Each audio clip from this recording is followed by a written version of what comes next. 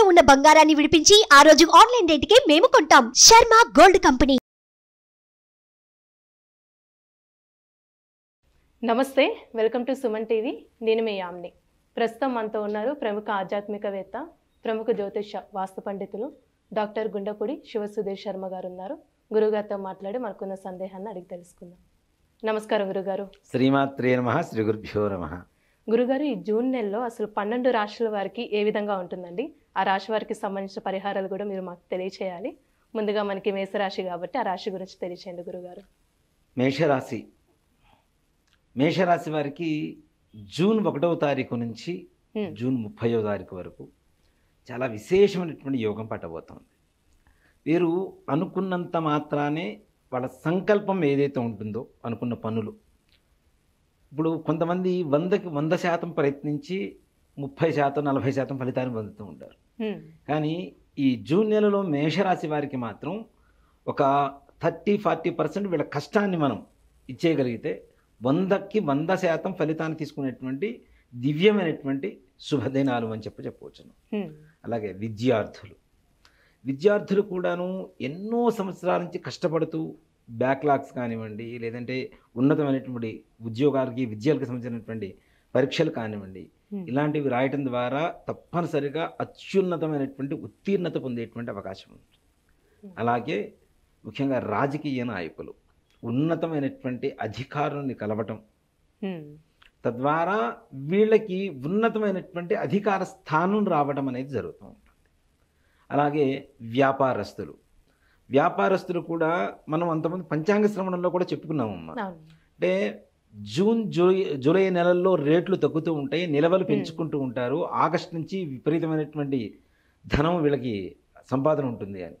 అంటే దానికి తగినటువంటి ఏర్పాట్లు ఏవైతే ఉంటాయో, ఎక్కువగా ద్రవ్యాన్ని నిల్వ చేసుకోవడానికి, అది కందిపప్పు కావచ్చు, మినపప్పు కావచ్చు, ఆయిల్ కావచ్చు, ఇట్లాంటివి ఏవైతే ఉంటాయో తక్కువ రేట్లలో ఇప్పుడు ఉండేటువంటి సమయంలో కొని, తద్వారా భవిష్యత్తులో ఉన్నతమైనటువంటి ఆర్థిక లాభాలు సంపాదించుకోవడానికి కావలసినటువంటి మార్గాన్ని కూడా ఈ జూన్ నెలలో వేసుకునేటువంటి అవకాశం సంపూర్ణంగా ఈ యొక్క మేషరాశి వారికి ఉంటుంది.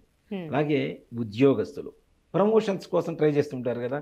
అంటే మాకు అనుకున్న చోటికి రావాలి, వేరే వాళ్ళ సొంత ఊరుకో, లేదంటే భార్యాభర్తలు విడివిడిగా ఉంటూ ఒకే ఊళ్ళో ఉద్యోగం చేసుకోవాలి అని ఒకే ఊరిలోకి ప్రమోషన్ కోరుకోవడం, ఇట్లాంటివి ఏవైతే ఉంటాయో వీళ్ళ సంకల్ప మాత్రంలో తప్పనిసరిగా వీరికి విశేషంగా ప్రమోషన్స్, అంటే ప్రమోషన్ వస్తుంది అంటే ఆదాయం పెరుగుతుంది.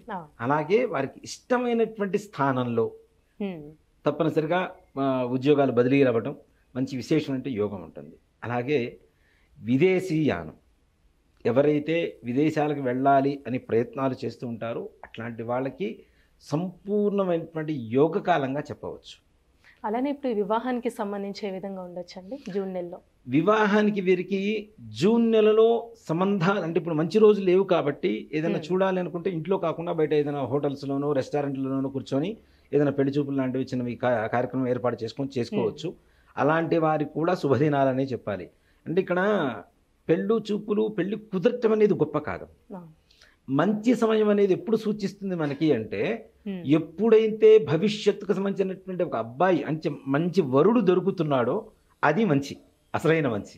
అంతే కదా. పెళ్లి కుదరటం అనేది చెడ్డబ్బాయి మంచి అబ్బాయి కుదురుతుంది, పెళ్లి చేసేస్తాం, అది కాదు కదా. ఈ సమయంలో కుదిరేటువంటి వివాహాలు ఏవైతే ఉంటాయో భవిష్యత్తు మొత్తానికి సంబంధించింది కదా వివాహం అంటే. నిండు నూరేళ్ల పంటనే అంటాం పెళ్ళి అంటే. కాబట్టి మంచి వరుడు దొరకటం అమ్మాయిలకి, అలానే అబ్బాయిలకి మంచి వధువు దొరకటం, మంచి సుగుణాలు కలిగినటువంటివి, అంటే ఐకమత్యంగా కలిసి ఉండేటువంటి లక్షణాలు కలిగి ఉండటం, ఇంట్లో ఉండేటువంటి తల్లిదండ్రులు ప్రేమగా చూసుకునేటువంటి లక్షణాలు కలిగినటువంటి అమ్మాయిలు రావటం, వధువులు, ఇట్లాంటి సత్సంబంధాలతో వీళ్ళ వివాహ బంధం అనేది ఏర్పడటం ఈ యొక్క జూన్ నెలలో విశేషంగా చెప్పబడుతూ ఉన్నది. అంటే వివాహం కోసం చేసే ప్రయత్నాలు. అలాగే విదేశ స్థానాల్లో ఉండేటువంటి ఉద్యోగాలు, విద్య, కొంతమంది విదేశాలకి వెళ్ళి కూడాను చిన్న చిన్న ఉద్యోగాలు చేసుకుంటూ చదువుకుంటూ ఉంటారు. ఆ చదువుల్లో కూడా మరలా వెనకబడిపోవటం, ఫెయిల్ అవ్వడం, మళ్ళీ ప్రయత్నాలు చేయటం, ఇట్లాంటివి జరుగుతూ ఉంటాయి. అలాంటి వాళ్ళకు కూడా ఈ జూన్ మాసం అనేది చాలా విశేషమైనటువంటి యోగకాలం. మరి ఎప్పుడో రాసేటువంటి పరీక్షలకి లేదు, ఎప్పుడో జరిగేటువంటి వాటికి ఇప్పుడు చేస్తే ఏం ఫలితం వస్తుంది అంటే, ఏదైతే మన శుభ సమయంలో మన జాతకంలో మంచి సమయం నడుస్తుందో ఆ సమయంలో ప్రారంభించే దాని ప్రభావం అనేది ఆ పని అయ్యేంత వరకు కూడా ఉంటుంది. కాబట్టి ఏదైనా ఉద్యోగం కోసం ప్రయత్నించడం కానీ, ప్రమోషన్స్ కోసం ప్రయత్నించడం కానీ, ఉన్నతమైనటువంటి విద్యల కోసం ప్రయత్నించడం కానీ ఈ యొక్క సమయంలో చేయడం ద్వారా విశేషమైనటువంటి లాభం చేకూరుతుంది. తప్పనిసరిగా తొందరగా అనుకున్న పనులు పూర్తవుతాయి. అలానే ఏమైనా ఆరోగ్య సమస్యలు ఉన్నాయండి మేషరాశి వారికి? ముఖ్యంగా మేషరాశి వారికి, ఆ రాశి వారికి అనారోగ్య సమస్యలు ఏమి సూచించట్లేదు, కానీ ఇంట్లో బంధువర్గం, అందులో మాతృవర్గ కుటుంబీకులు ఎవరైతే సంబంధికులు ఉంటారో వాళ్ళకి మాత్రం కొంచెం అనారోగ్యం సూచిస్తుంది. కాబట్టి తగిన జాగ్రత్తలు తీసుకోవాల్సినటువంటి అవసరం ఉంది తప్పనిసరిగా.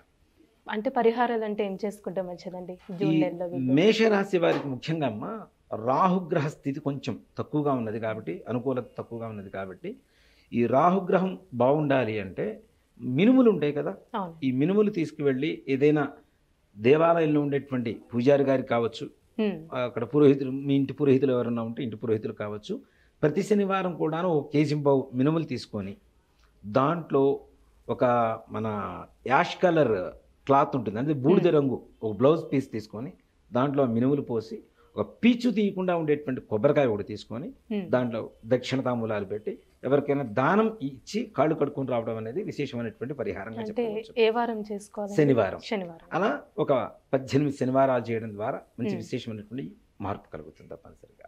మంచి పరిహారం తెలియజేసే గురుగారు, ధన్యవాదాలండి. శ్రీమాత్రే నమః, శ్రీ గురుభ్యో నమః. సుమన్ టీవీలో మీ పర్సనల్ అండ్ బిజినెస్ ప్రమోషన్స్ కోసం కింది నెంబర్కి కాంటాక్ట్ చేయండి.